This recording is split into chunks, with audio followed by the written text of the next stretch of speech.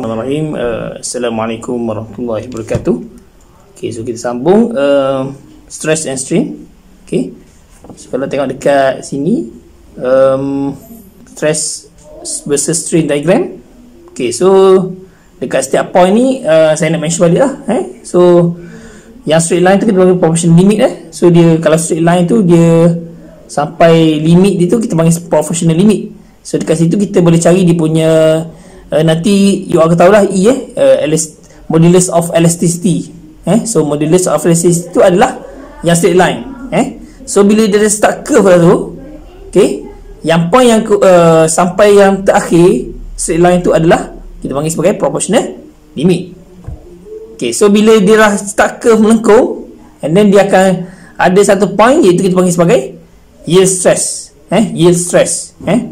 And then kalau tengok sini maksud modulus of elasticity adalah sifat elasticity tu. Kalau contoh dia tenaga yang di-apply tu tidak melebihi stress yang di-apply tu tidak melebihi daripada proportional limit, maka dia punya material tu dia masih bersifat elastik.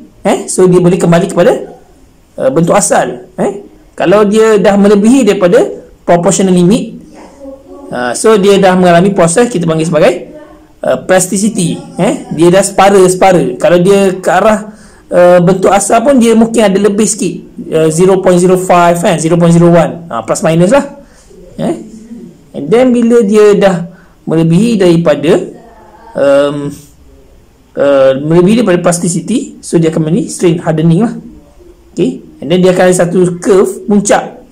Puncak tu kita panggil sebagai ultimate stress. Ultimate stress, and then dia dah menguncuk ke bawah, dia jatuh. So maksudnya dia dah mengalami necking ataupun ke arah fracture lah. Okay, so example 2. Okay, so kalau tengok dekat example 2 ni dia beritahu. Okay, so the stress strain diagram for an aluminium. Okay, so dia guna material aluminium lah, that is used for making aircraft parts is shown below. Okay, if a specific or material is stressed to 600 megapascal, okay, determine. So first adalah the modulus of elasticity, iaitu E besar. E besar. Dan juga the permanent strain that remains in the specimen when the load is released. So dia nak tahu satu lagi adalah permanent strain. Okay. So kalau you all tengok dekat dalam graph ni kan, stress versus strain. Okay, so yang pasti Y itu adalah stress dan pasti Y adalah strain. Okay, you akan dapat satu bentuk daripada point A ke B itu adalah straight line, kan? So straight line. So kalau dekat situ kita akan dapat tahu bila dah sampai 450 dia punya stress. Okay, so dia dah melengkung sikit kan. Dia dah ke arah melengkung. So itu kita panggil sebagai proportional limit lah. So 450 tu adalah proportional limit stress. And then sekarang ni kita nak tahu the modulus of elasticity dengan permanent strain. Okay, jadi kalau you all tengok dekat dia punya solution. Okay, so untuk dapatkan modulus of elasticity, so untuk mendapatkan modulus of elasticity adalah stress over strain. So stress over strain ni maksudnya dia punya kalau tengok dekat sini dia mencapai proportional limit, okay, untuk stress dan juga strain pada point tu. So kalau tengok stress tu kita akan dapat dia 450 megapascal, dan kalau untuk strain pula kita akan dapat dia 0.06 millimeter over millimeter. So itu kita untuk dapatkan modulus of elasticity. So nilainya hanya masukkan 450 bagi dengan 0.6 je. So akan dapat dia punya modulus of elasticity ataupun E besar adalah 75 gigapascal. 75 gigapascal.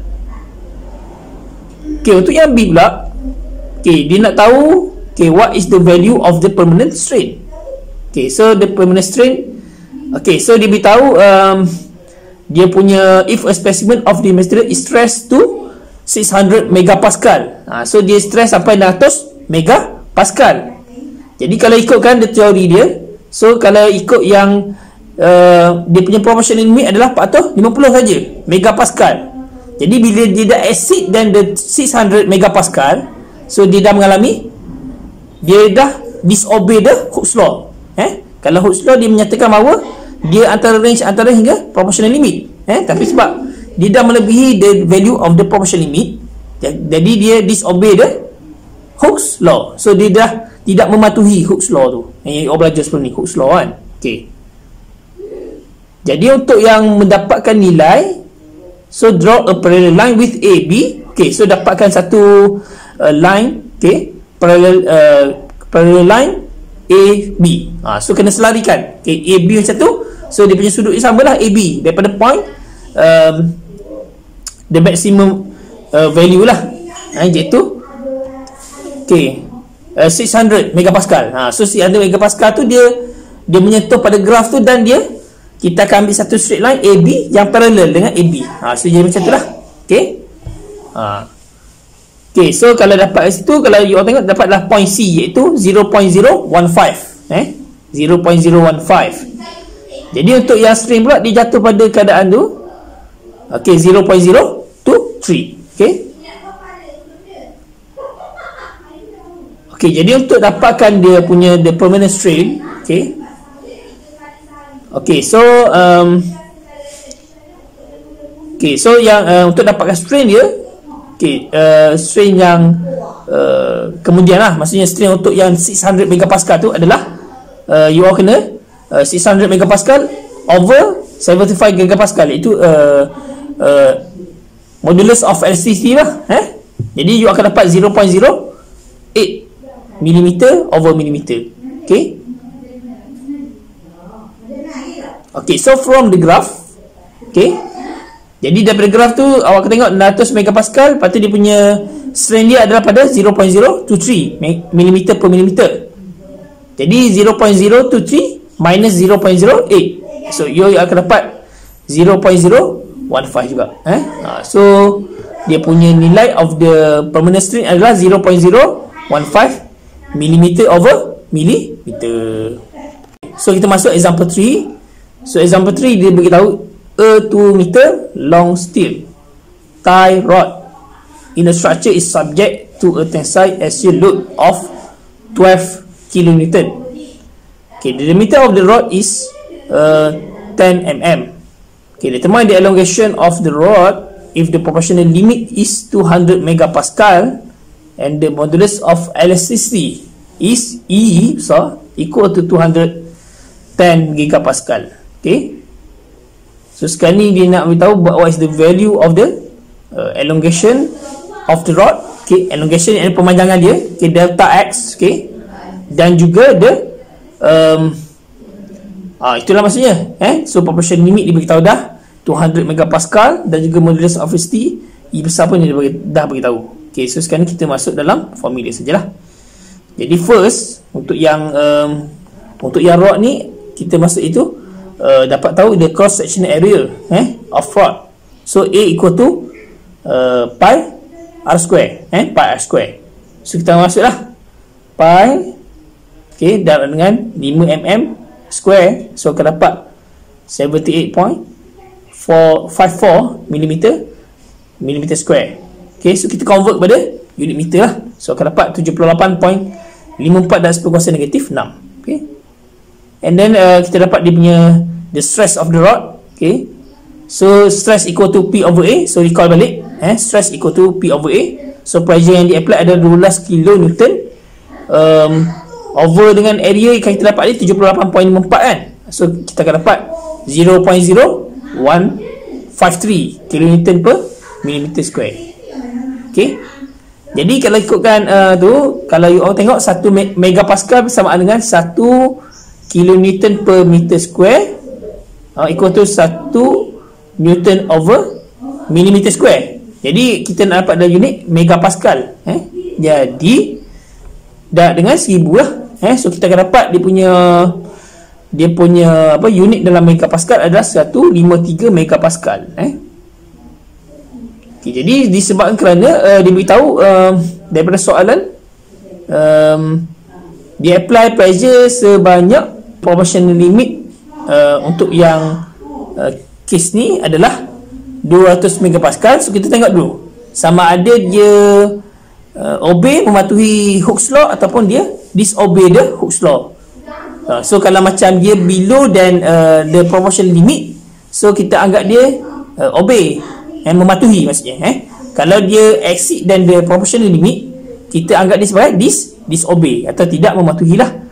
Okay, so kita dapatkan ni 153 megapascal. So below than the 200 megapascal tak? So dia adalah obey the Hooke's law. Okay, jadi untuk dapatkan dia punya elongation, kita masuk dalam formula iaitu elongation equal to P darab L over A darab E. So kena ingat semua. So untuk elongation, P iaitu pressure yang di apply, darab dengan L dia punya original length ataupun panjang asal, bagi dengan A darab E iaitu area darab dengan modulus of elasticity iaitu E. So kita masuk dalam formula. So kita akan dapat dia 0.00146 meter ataupun equal to 1.46 mm. So dia punya pemanjangan daripada 2 meter tadi dipanjang 1.46 mm daripada panjang asal dia lah. So kalau ikutkan 2 campur dengan 1.46, dia akan dapat 3.46 mm dia punya panjang final. Itu maksudnya lah. Untuk question, untuk example 3. Lagi kita masuk iaitu stress. Saya akan explain balik lah. Stress versus strain diagram for mill steel. Okay, so kalau you all tengok sini, dia ada starting from the point O. Okay, so dia akan pergi ke point A, B, C, D, E. Ada dua lah. Satu E yang atas tu kita panggil E prime, dan satu E biasa lah. Ok, so untuk region ni ada dua lah. Kalau tengok kat sini, daripada gambar rajah ni, daripada graf ni, so kita akan ada, kalau straight line tu, okay, yang ada elongation, yang ada loss of elasticity tu, kita panggil dia sebagai elastic region. Kalau lepas daripada tu, kita panggil sebagai plastic region. Ada dua region. Satu elastic, satu adalah plastic region. Okay, so kalau tengok kat bawah tu, dia beritahu ada linear region. Linear region ni yang straight line. Lepas tu dia ada perfect plasticity or yielding. Yang straight line tu daripada point B ke C. And then point C ke D balik, dia akan panggil strain hardening. So strain hardening tu dia dah start untuk ni lah, slow-slow lah, putus. And D ke E tu adalah necking. Dia jadi macam neck, tekuk lah, jadi macam tu. And point yang terakhir adalah rupture, iaitu lepas pada E. Jadi kalau you all tengok kat sini, dia ada stand forward E for modulus of elasticity. Dia ada sigma U iaitu ultimate stress. Okay, sigma Y yield stress. So boleh tengoklah point-point dia kat mana. Okay, sigma PL proportional limit of stress. Sigma F fracture stress. Okay, epsilon P permanent strain, epsilon F maximum strain, dan EU adalah epsilon U strain when the specimen is stressed to its maximum. Okay, so kalau tengok daripada point A ke B adalah the relationship between stress and strain in the initial region is not only linear but also proportional. Okay, jadi lebih daripada beyond the point A, kita panggil sebagai proportional limit lah. Jadi kalau macam point A tu adalah kita panggil sebagai proportional point. Jadi slope untuk yang point O ke A tu kita panggil sebagai modulus of elasticity, iaitu E besar tu lah.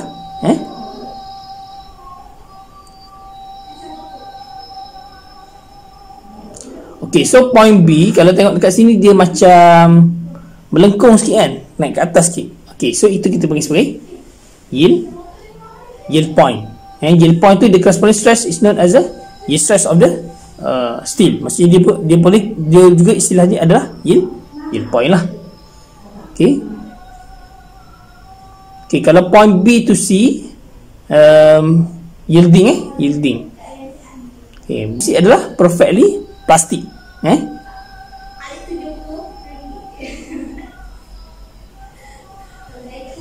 And then point C to D adalah strain hardening, dan DE adalah necking. So E adalah rupture. So masa E tu dia dah putus dah, rupture lah, tak ada apa-apa lah. Okay, itu untuk yang curve dia lah.